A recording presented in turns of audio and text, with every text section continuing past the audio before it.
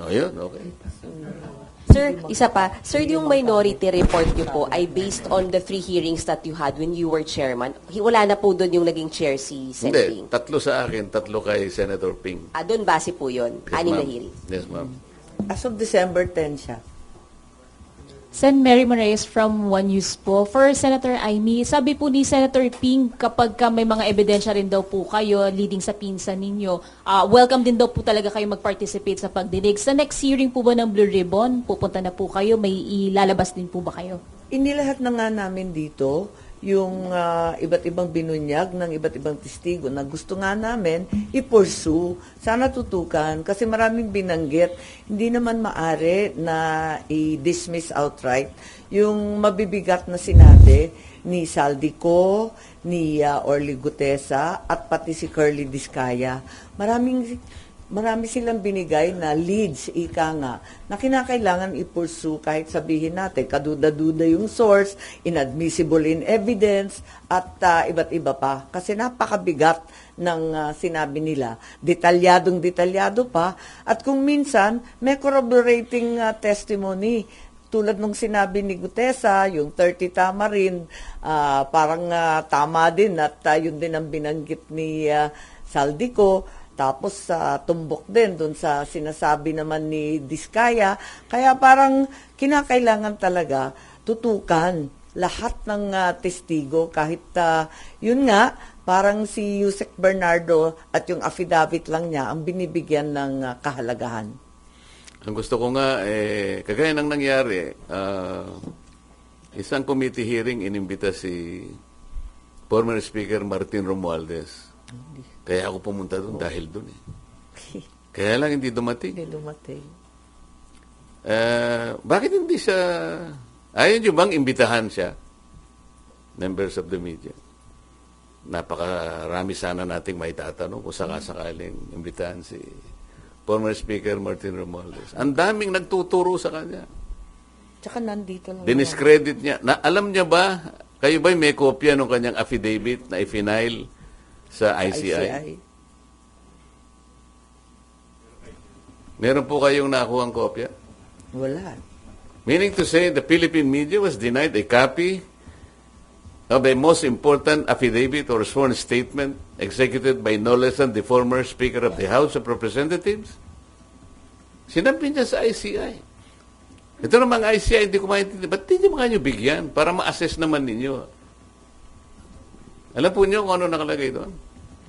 He denied control over the committees, the 80 committees of the House of Representatives. Sabi niya, I had only general supervision over them. I have no control. And then he presented the rules of the House of Representatives as to his functions and powers. You believe him? Ang dami ko sanang itatanong in relation to that allegation. I really relish the opportunity that he will be invited by the Blue Ribbon Committee. And I promise you, you will not be disappointed in the questions that I'm going to ask him. Ayaw naman nyo yata, hindi kayo kumikibuhay. Sir, paano ba yun? Ini-invite siya pero hindi naman siya dumarating.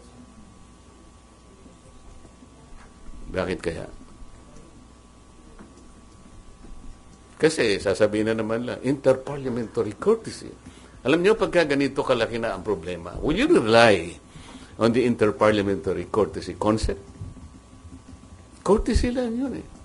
Now, we're talking about our nation. We're talking about our people. Kung paano nilimas ang kabambayan. You rely on the courtesy? Sir, so would you rather have him sa binad? Sana kayo, gusto nyo. Para naman lumakas ang loob din namin. Lagot kayo. Lagot kayong Kasi lahat. kami, gusto rin namin na suporta ng media. Kasi sabi ko nga sa inyo, huwag naman kayo magagalit sa I felt a little bit disappointed nung ipresenta ko sa iCare in Quezon City. December 11. Kala ko naman kasama may niya. media Kasi naman kasi may doon. media doon eh. Siguro, hindi naman kasi dami ninyo. Siguro, 1/3 of this, siguro nandun. Nag-iwan naman ako. Kasi hindi naman ako yung host. The host is the NCPAG of UP. Nino? Nino daw?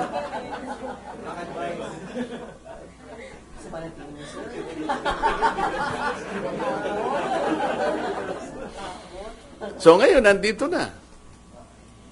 I will make a copy available.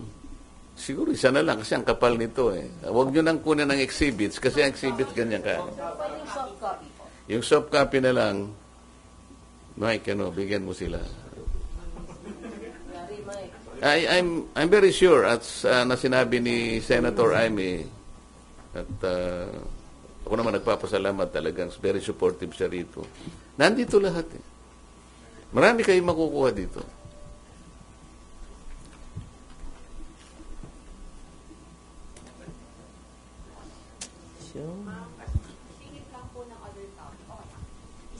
Yeah? Apo. Ano yun? Ma'am, hingi lang po kami Kung alam namin ang sagot. Apo, hingi lang po ng reaction dun sa final na impeachment complaint versus PBBM po. Tatanong ninyo ako. Isa na naman drama series na mukhang tatagal ng 1 taon.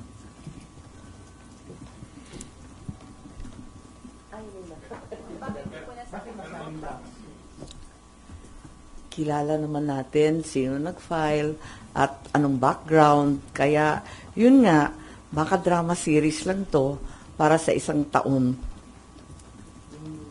Tagal.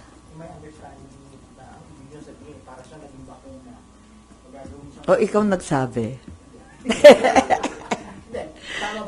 Wala talagang pinapahamak ang media ng bonggang-bongga. Yan naman. Tama ba intindi ko? Yun na lang. To that effect, oo, siguro. But do you think they could succeed? Yung mga grounds na given dun sa... Hindi ko nabasang maigi kasi natatawa ako sa itsura. Bakit na? Ba't nakakatawa? Wala, masyadong obvious na drama series. Marami tayong napanood na pelikulang ganun eh.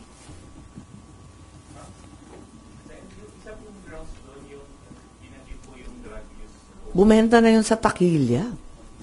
Po. Ang yung isang grounds po at doon sa anim na nila sa complaint, yung supposed drug use po ni President. Doon po sa grounds na yun, do you think dapat po ma-impeach po yung kapatid niyo matanggal sa president? Hindi ko po alam. Hindi ko nabasang maigi.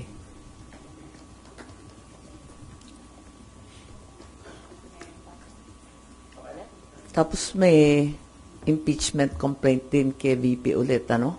February 6 ang due date. Ayun. Nakakapagtrabaho pa po ba kayo ng House? Dalawang impeachment po yung aakyat dito sa Senado. Sakali lang naman, ma'am, sakali lang. Kung lulusot yan, Senator Judge kami pareho ni Senator Marcoreta. Pero hindi na ako magkokomento tungkol sa ikalawang impeachment complaint na inaasahan tutol kay VP Sara. Pero sa palagay ko, alam na ng Kongreso ang nangyari nung nakaraang eleksyon.